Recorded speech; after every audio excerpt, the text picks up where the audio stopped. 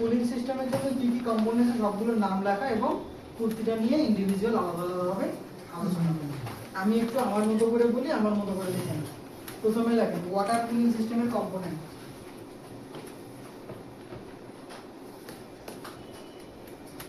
Water cooling সিস্টেমের component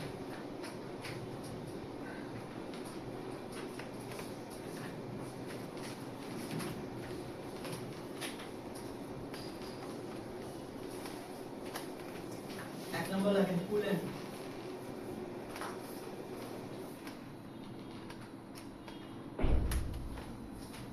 radiator,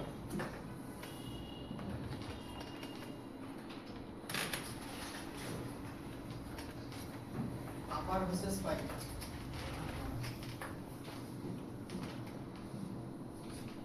আপার hose pipe, আপার হচ্ছে U double P E আর H O S E, আপার hose pipe. এরপর লেখেন lower hose pipe,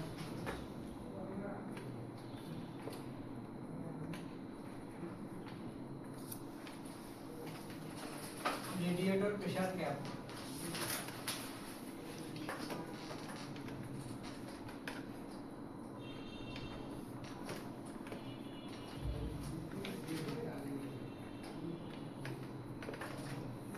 bypass line,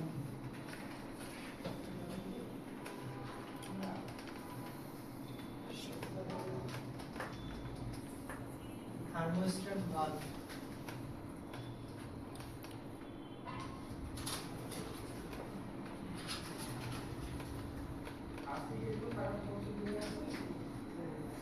water jacket,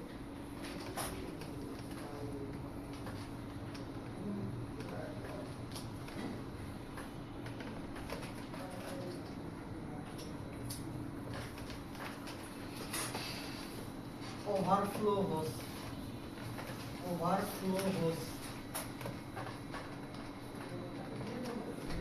reservoir tank,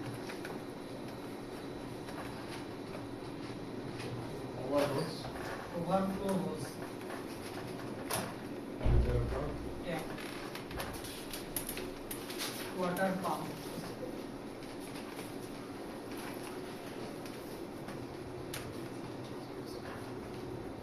cool and temperature sensor,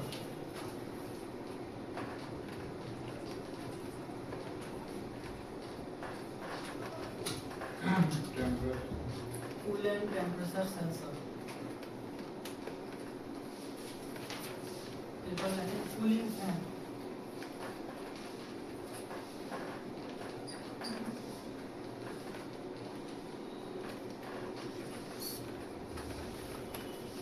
দেখছেন এই কয়টাই আমাদের cooling সিস্টেমের major part. এবার আমরা এই 13টা নিয়ে ডিটেইলস আলোচনা করব।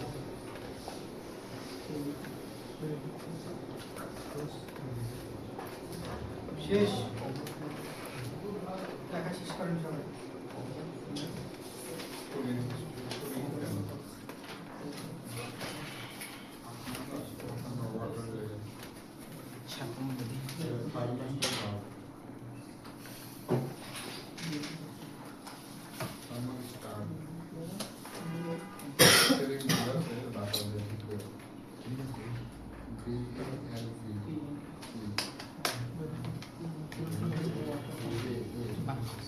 লেখা এখনো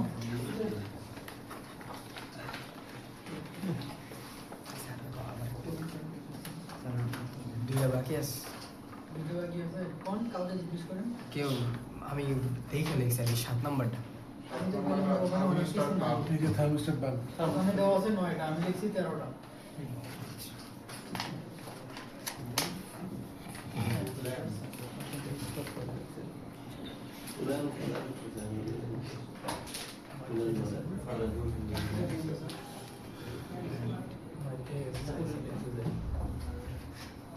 দেখছেন? আমরা একটু আলোচনা করব। আলোচনাগুলো খুব ভালোভাবে শুনবেন, কারণ কম্পোনেন্টের কাজ না জানলে তার সমস্যা ধরা অসম্ভব।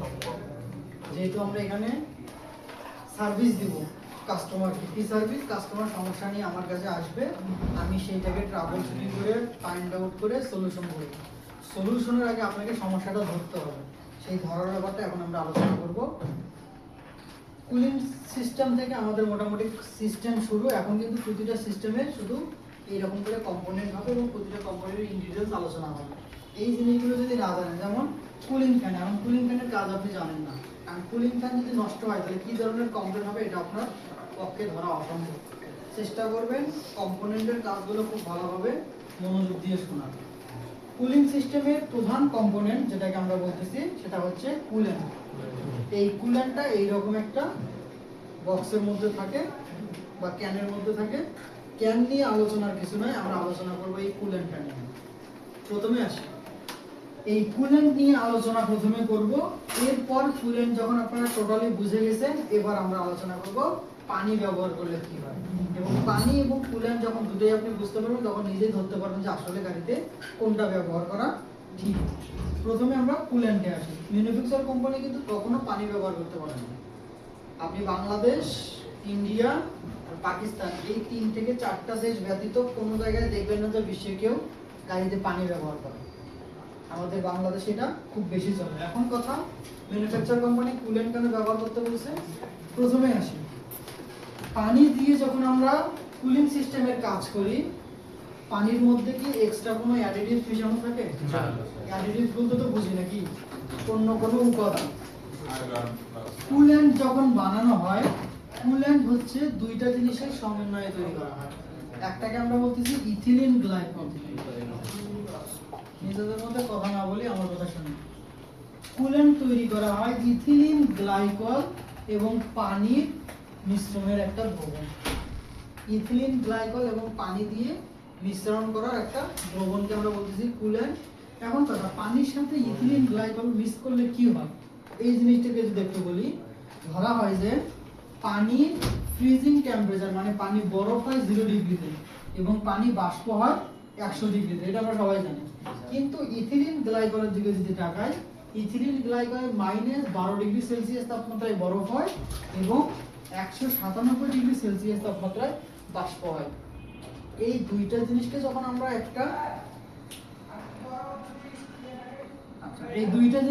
আমরা এক জায়গায় মিলাইছি, তখন যে জিনিসটা তৈরি হয়েছে তার নাম কি? কুল্যান্ট। তার মানে ইথিলিন গ্লাইকল দিয়ে কখনো কুল্যান্ট হয় না বা পানি দিয়েও কখনো কুল্যান্ট হয় না। যখন দুইটা জিনিসকে আমরা মিশাবো তখন আমাদের ওই দ্রবণের নাম হয়ে যায় কুল্যান্ট। এবং কুল্যান্ট যখন আমরা বানাইছি তখন এই কুল্যান্টের ফ্রিজিং টেম্পারেচার হয়ে গেছে -38 ডিগ্রি সেলসিয়াস এবং এই কুল্যান্টটা ভেপার হয় 129 ডিগ্রি সেলসিয়াস। তাইলে কথা, পানি আমার ভেপার কত হইতো? 100। এখন কথা, 100 তো পানি ভেপার হয়, কিন্তু ভেপার হওয়া শুরু করে কত ডিগ্রি থেকে? মোটামুটি 92-93 ডিগ্রি পানি ভেপার হওয়া শুরু করে, 100-তে গিয়ে সম্পূর্ণ ভেপার হওয়া যায়। এখন আমার ইঞ্জিনে তো স্বাভাবিক টেম্পারেচার হচ্ছে 86 থেকে 98, তাহলে তো আমার পানি দিয়ে ইঞ্জিনে কুলিং করা যাবে না। কারণ ও যখন ইঞ্জিনের যখন মাত্র পারফরম্যান্স শুরু, সেই সময়ই পানির জন্য এটা অনেকটা, যার কারণে এই পানি দিয়ে আমাদের ইঞ্জিনের কোল্ড স্টার্ট পিরিয়ড থেকে অপারেটিং টেম্পারেচারটা ধরে রাখা খুব একটা বেশি সম্ভব না। তাহলে প্রথম 1 নম্বর যে প্রবলেমটা আমরা পাইলাম সেটা হচ্ছে পানির থেকে কুল্যান্টের তাপ গ্রহণ ক্ষমতা অনেক বেশি। যদি কোনো কারণে আমার ইঞ্জিন হাই এক্সপ্লোশনে চলা থাকে সময়ে 98 থেকে কোনো কারণে 105, 107 বা 120 ডিগ্রিতেও পৌঁছায়, তারপরেও কিন্তু কুল্যান্ট আমার ইঞ্জিনকে ঠান্ডা রাখবে বা অপারেটিং এ ধরে রাখতে সক্ষম। কিন্তু সেখানে পানি ফেল করবে, যার কারণে আমাদের ইঞ্জিন খুব তাড়াতাড়ি ওভারহিট হয়ে সিজ করবে যদি ড্রাইভার সতর্ক না হয়। এই হচ্ছে কুল্যান্টের বিষয়। এখন কথা, আপনি যে পানি এবং ইথিলিন গ্লাইকল যে মিশাবেন, এটা কি মনের মতো না, এর একটা রেশিও আছে। ধরা হয় যে 60% পানি এবং 40% ইথিলিন গ্লাইকলের মিশ্রণে আমরা তৈরি করি আমাদের কুল্যান্ট।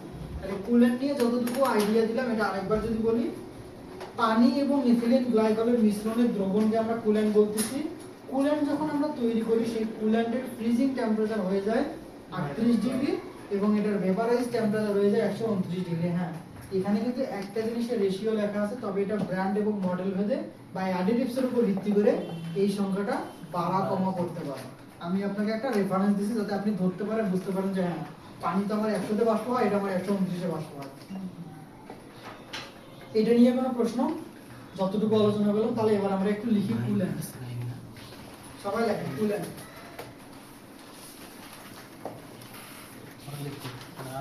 কুল্যান্টে গিয়ে লেখেন যে পানি এবং ইথিলিন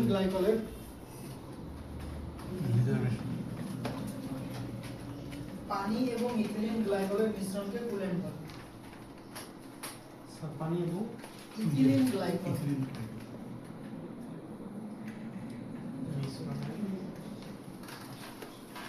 পানি এবং ইথিলিন গ্লাইকলের মিশ্রণের দ্রবণকে কুল্যান্ট বলে।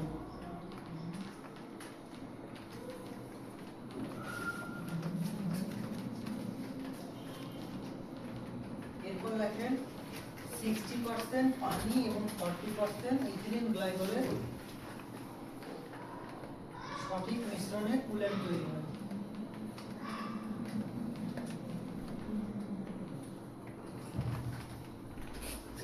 পানি এবং 40% ইথিলিন গ্লাইকলের সঠিক মিশ্রণে কুল্যান্ট তৈরি হয়। 60% পানি, 40% oil.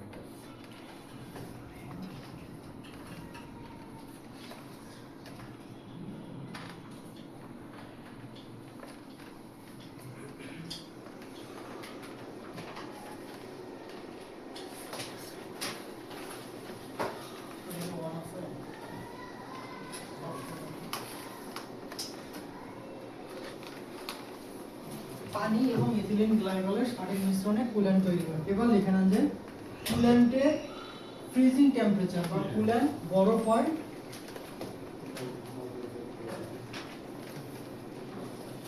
কুল্যান্টের freezing temperature -38 degree Celsius.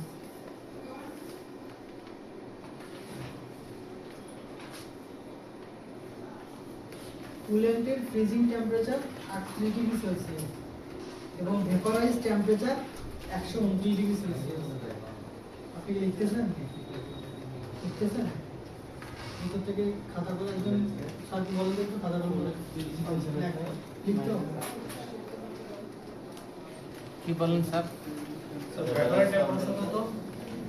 Freezing temperature -38 degree এবং ভেপারাইজ টেম্পারেচার 129 ডিগ্রি সেলসিয়াস।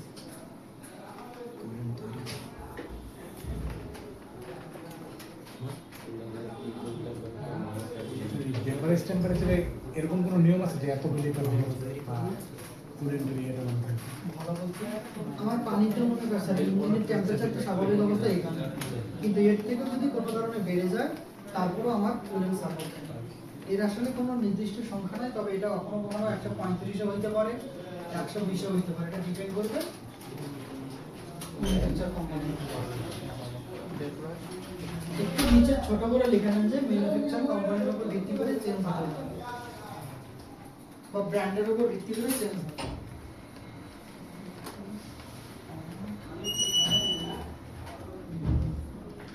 ব্র্যান্ডের উপর ভিত্তি করে চেঞ্জ হতে পারে। কোনটা? ওই যে ওই সংখ্যাটা 38 আর 129। ছোট করে একটু লিখে নেন। ম্যানুফ্যাকচার কোম্পানির উপর ভিত্তি করে। তাহলে এখান থেকে আমি আপনাকে তিনটা জিনিস শিখালাম। এক, কুল্যান্ট কি দিয়ে তৈরি, কুল্যান্টের মধ্যে আসলে পানি এবং ইথিলিন গ্লাইকল রেশিও কত থাকে, এবং আমার কুল্যান্ট কত ডিগ্রিতে বাষ্প এবং কত ডিগ্রিতে ভেপার হতে পারে। এই তিনটা কনসেপ্ট যদি ক্লিয়ার হয়, এবার একটু আমি আসি। স্যার, আমার গাড়িতে কি কুল্যান্ট কমতে পারে না? কুল্যান্ট কমা স্বাভাবিক। কতটুকু কমা স্বাভাবিক এইটা জানতে হবে আপনাকে। যদি সপ্তাহে 50 গ্রাম বা 100 গ্রাম কমে, এটা স্বাভাবিক। কিন্তু আপনি পার ডে 200 গ্রাম করে রাখতেছেন, এটা অস্বাভাবিক। লিক আছে, আপনাকে লিক চেক করতে হবে। এখন কথা, যদি 50 গ্রাম করেই কমে, ধরলাম যে তাও এক মাসে তো আমার প্রায় 300 থেকে 700 বা 400 লিটার। এখন এই যে 300 থেকে 400 গ্রাম এতটুকু কুল্যান্ট যে আমার কমলে, এখন এই কুল্যান্ট কম অবস্থায় আমাকে কি করতে হবে? কুল্যান্ট কমে গেলে কি এই অবস্থায় গাড়ি চালাবো নাকি আবার রিফিল করতে হবে? কুল্যান্ট অলওয়েজ টপ আপ করতে হয়। টপ আপ মানে ম্যাক্সিমাম লেভেলে রাখতে হয়। এখন কথা, আমি ম্যাক্সিমাম লেভেল আছে কিনা কিভাবে বুঝবো? আর একটু ভিতরে যাই, বুঝাই দিচ্ছি। কিন্তু এখন যেহেতু কুল্যান্টে আসি, এখানে আপনাকে কি করতে হবে? যদি কখনো গাড়িতে কুল্যান্ট কখনো কমে যায়, তাহলে আমরা পানি ইউজ করব না। প্রথম প্রায়োরিটি হবে distil water. Distil water mineral water mineral water বৃষ্টির পানিকে এখন আমরা ডিস্টিল ওয়াটার বলতে পারি না, কারণ বৃষ্টির পানিতে এখন আর সব থেকে বেশি ঝামেলা। ডিস্টিল ওয়াটার হচ্ছে ব্যাটারির পানি, যেটা কিনতে পাওয়া যায় 15-20 টাকা করে মনে হয় লিটার নেয়। ব্যাটারির জন্য যে পানিটা আমরা ইউজ করি, আমাদের প্রথম কাজ হচ্ছে যদি কোনো কারণে আমার গাড়ির কুল্যান্ট কমে যায়, ডিস্টিল ওয়াটার দিয়ে এটাকে রিফিল করা। এখন কথা, ব্যাটারির অ্যাসিড পানি বা সরি ব্যাটারির ডিস্টিল ওয়াটার আমার কাছে নাই। ব্যাটারি কিন্তু দুইটা জিনিস পাওয়া যায়, একটা অ্যাসিড পানি যেটাকে ইলেকট্রোলাইট বলতেছি, আর একটা হচ্ছে শুধু ডিস্টিল ওয়াটার। আমরা এই ডিস্টিল ওয়াটারটা দেবো, অ্যাসিড পানি না, কিন্তু অ্যাসিড পানি দিলে কিন্তু আপনার ইঞ্জিনের ভিতরে সিল টিল যা ছিল সব কিন্তু নষ্ট হয়ে যাবে। তাহলে হিসাবটা বুঝেন, যখন আলোচনা করবো তখন না লেখাই ভালো, কারণ মিসকমিউনিকেশন তৈরি হবে। যে আমি আপনাকে বোঝাচ্ছি একটা, আপনি হুট করে আর তার মানে অ্যাসিড ব্যাটারি পানি দিতে হবে, তাহলে ব্যাটারিতে অ্যাসিড পানিও সমস্যা নেই। অবশ্যই যখন লিখবেন তখন লিখবেন, যখন বলবো তখন শুনবেন। যদি কোনো কারণে রেডিয়েটরের পানি আপার লেভেল থেকে লোয়ার লেভেলে চলে যায়, এখান থেকে আবার এখানে রিফিল করার জন্য এতটুকু জায়গার মধ্যে আমরা ডিস্টিল ওয়াটার ব্যবহার করবো। এখন ডিস্টিল ওয়াটার হিসেবে প্রথম প্রায়োরিটি দেবো আমরা ব্যাটারির পানিকে। ব্যাটারির পানি যদি কোনো কারণে আমরা না পাই, সেকেন্ড হচ্ছে মিনারেল ওয়াটার। মিনারেল ওয়াটার সব জায়গা দিয়ে পাবেন, এই দুইটার মধ্যেই থাকার চেষ্টা করবেন, কারণ বৃষ্টির পানিতে আজ থেকে 15-20 বছর আগে ভালো ছিল। এখন বৃষ্টির পানি পড়লে অ্যাসিড হয়। এই বৃষ্টির পানি দেখবেন যে অনেকের অনেক ধরনের অ্যালার্জি তৈরি হয়। আগে কি হইতো, যে ঘামাচি হইতো গরমের সময়, বৃষ্টিতে গোসল করলে সব শরীর পরিষ্কার, কিন্তু এখন বৃষ্টিতে গোসল করা বেশি ঝামেলা, কারণ যত ধুলাবালি যত গ্যাস ক্ষতিকর সব চলে যাচ্ছে মেঘের কাছে, এবং মেঘের মধ্যে গিয়ে আটকে থাকার পরে বৃষ্টির সাথে ওরা আবার মাটিতে চলছে। তাহলে এই হচ্ছে বৃষ্টির পানির অবস্থা। তার মানে এবার আমরা যেটা লিখবো সেটা হচ্ছে রেডিয়েটরের কুল্যান্ট কমে গেলে ডিস্টিল ওয়াটার দিয়ে পুনরায় টপ আপ করতে হবে। একটু স্টেপ দিয়ে দিয়ে লিখবেন, তাহলে গুছানো থাকবে, জিনিসটা ভালো বোঝা যাবে। রেডিয়েটরের কুল্যান্ট কমে গেলে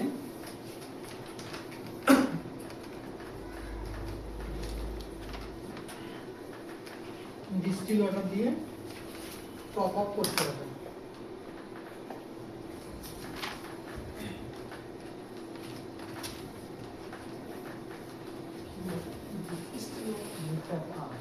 টপ আপ, টিওপি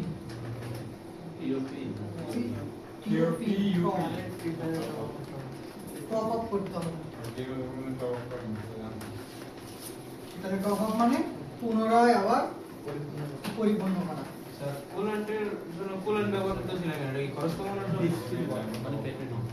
কুল্যান্টের জন্য কমে গেলে আবার কুল্যান্ট দেবেন, তাহলে তারা ভালো। যদি থাকে তাহলে দিবেন, আর যদি না থাকে তাহলে second option। তবে আমরা কুল্যান্ট একবার দিলে ওটা আর লাগবে না। এটা কি কোনো মানে অপকারিতা আছে নাকি? অপকারিতা বলতে কি, ধরা হয় যে coolant, engine oil, break fluid, এগুলো যেগুলোই আছে না কেন, এই ক্যাপটা একবার খুললে এটা লাইফ টাইম এরপর থেকে নষ্ট হওয়া শুরু হবে। এটা খুললেন না, ধরুন তোমার এটা 1 লিটারের বোতল, আপনি 500 গ্রাম দিলেন না 500 গ্রাম রেখে দিলেন, কয় মাস রেখে দিলেন? 6 মাস রেখে দিলেন। 6 মাস পরে এটা ব্যবহার করা উচিত না। এটা একবার খুললে শেষ, ইউজ করেন বা না করেন এটা নষ্ট হিসেবে ধরে নেওয়া হয়। আমরা অনেক কি করি, ব্রেক ফ্লুইড একটু খুলে খুলে গাড়িতে রেখে দেই, যখনই কমে এখান থেকে আবার দেই না, এটা ইউজ না করাই ভালো। কারণ এর কেমিক্যাল যা আছে, এটা খোলার সাথে সাথে এই কেমিক্যালের পানির সাথে যখন বা বাতাসের সাথে যখন কেমিক্যাল রিঅ্যাকশন হবে, তখন এর কার্যক্ষমতা ধীরে ধীরে কমতে থাকবে। কেন? আমাদের যে বাতাস আছে, এনভায়রনমেন্টের যে বাতাস, এই বাতাস আর্দ্র না শুষ্ক? আর্দ্র, তার মানে কি ভেজা ভেজা, তার মানে ভেজা ভেজা মানে কি পানি আছে। এই পানি কি করতেছে, আমাদের কিন্তু এই যে মরিচা লাগায়, আমরা এখানে রং কেন করছি?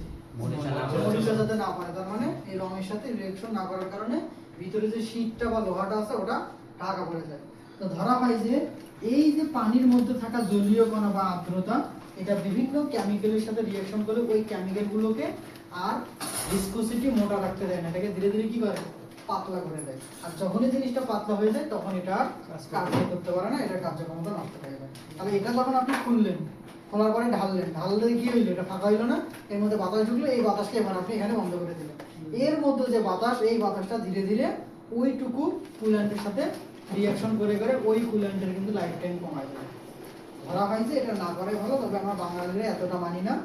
দিয়ে দিই। তাহলে প্রথম হচ্ছে আপনি যদি হ্যাঁ এরকম কুল্যান্ট থাকে আপনি কুল্যান্ট দিয়ে দিয়েও রিফিল করতে পারেন, তবে আমরা কুল্যান্ট গাড়িতে রাখি না, সেই ক্ষেত্রে আমরা ডিস্টিল ওয়াটার রাখি। ডিস্টিল ওয়াটারে এটাকে পুনরায় টপ আপ করতে হবে। যদি বুঝে থাকেন তাহলে টপ আপের ব্যাপারটা বুঝলাম। টপ আপ মানে কি? পুনরায় আবার রিফিল করা। যদি বুঝে থাকে তাহলে আমরা মোটামুটি কুল্যান্ট সম্পর্কে যতটুকু ধারণা নিলাম এতটুকুতেই আমাদের এনাফ। তাহলে পানি আর কুল্যান্টের মধ্যে পার্থক্য কি? পানিতে কোনো ইথিলিন গ্লাইকল থাকে না, কিন্তু কুল্যান্টে ইথিলিন গ্লাইকল থাকে, যার কারণে ওর থেকে এর ভেপারাইজড হওয়ার টেম্পারেচার অনেক বেশি। আমাদের ফ্রিজিংটা লাগবে না, বাংলাদেশে কখনো এটাতে আসে না। তো আমাদের বাংলাদেশে যেহেতু অলওয়েজ গরম হয়, সেই ক্ষেত্রে পানির তুলনায় কুল্যান্টের তাপ গ্রহণ ক্ষমতা অনেক বেশি। আমার এখানে যদি একটা গাড়ি থাকে যেটা পানি ইউজ করা, একটা গাড়িতে যদি কুল্যান্ট ইউজ করা হয়, অবশ্যই পানির থেকে কুল্যান্টের গাড়ির পারফরমেন্স অনেকটা বেশি থাকে। শুধু পারফরমেন্সই না, পানিতে কি থাকে মরিচা না? আমার তো রেডিয়েটর লোহা, ইঞ্জিনের বডি লোহা, এই লোহার সাথে যখন আমার পানির থাকা জলীয় কণা যখন কেমিক্যাল রিঅ্যাকশন করবে তখন বিভিন্ন জায়গায় মরিচা ফেলাবে। আর যখনই কোনো জায়গায় মরিচা পড়ে তখন কি হয়? ধাতুটা ক্ষয় হয়ে যায়। কারণ এখানে মরিচা, এটা আমি ঘষা দিলাম, মরিচাটা পড়ে গেল। মরিচাটা পড়লে কিন্তু ওই জায়গার পুরুত্বটা আর অতটা থাকে না, ওটা কিন্তু অনেকটা পাতলা হয়ে যায়। তার মানে মরিচা যখন পড়বে তখন ওটা লাইফ টাইমও কমে আসে। রেডিয়েটর কুল্যান্ট ইউজ করলে 12 বছর যাবে, সেটা পানি ইউজ করলে 5 বছরেই শেষ। এছাড়াও মরিচা পরে ভিতরে দানা দানা বেরিয়ে কাপ যায়। তৈরি করে, লাইনটাকে ব্লক করে। লাইন ব্লক করে। আচ্ছা, ওইদিকে আরেকটু পরে আসতেছি। তার মানে এতক্ষণ পর্যন্ত আমরা যতটুকু আলোচনা করলাম এটা হচ্ছে কুল্যান্ট। এতটুকু থেকে দুইটা জিনিস বুঝলাম যে আসলে কুল্যান্টের থেকে পানিটা অনেক ইঞ্জিনের জন্য ক্ষতিকর, পাশাপাশি এটা কিভাবে তৈরি করে এটা। এতটুকুর মধ্যে কোনো প্রশ্ন আছে কারো? এবার আমরা একটু আলোচনা করব ক্যারেক্টার। কুল্যান্টের আসলে কি কি বৈশিষ্ট্য আছে। কুল্যান্টের বৈশিষ্ট্যটা যদি বোঝেন তাহলে আপনি মোটামুটি পানি আর কুল্যান্টের মধ্যে পার্থক্য তৈরি করবেন। প্রথম যদি ক্যারেক্টারের কথা বলি, হাই থার্মাল ক্যাপাসিটি, অর্থাৎ কুল্যান্ট অনেকটা বেশি তাপ গ্রহণ করার ক্ষমতা আমার আছে। কিভাবে বুঝলাম? এই যে 129 আর 100, তার মানে অবশ্যই তাপ গ্রহণ করে। এই জিনিসটা যদি বুঝেন তাহলে এবার আসে হাই ভিসকোসিটি। ভিসকোসিটি আপনাদের একটু আগে আমি বুঝাইলাম। ভিসকোসিটি মানে কি বুঝাইলাম স্যার? ভিসকোসিটি কি? এখানে যে বুঝলে ভিসকোসিটি, এই ভিসকোসিটিটা কি বুঝেন নাই? ওই ছিল না, আট আলোচনা করলাম। এটা আসলে কি পরিমাণ মোটা, যেমন পুরুত্ব বা ঘনত্ব। হ্যাঁ, তাহলে এই ভিসকোসিটি বলতে ওর ঘনত্ব বোঝাচ্ছে এটা কি পরিমাণ আসলে মোটা। তার মানে পানি যেহেতু লো ভিসকোসিটি, সেই ক্ষেত্রে কিন্তু coolant high viscosity, low cost. এখন কথা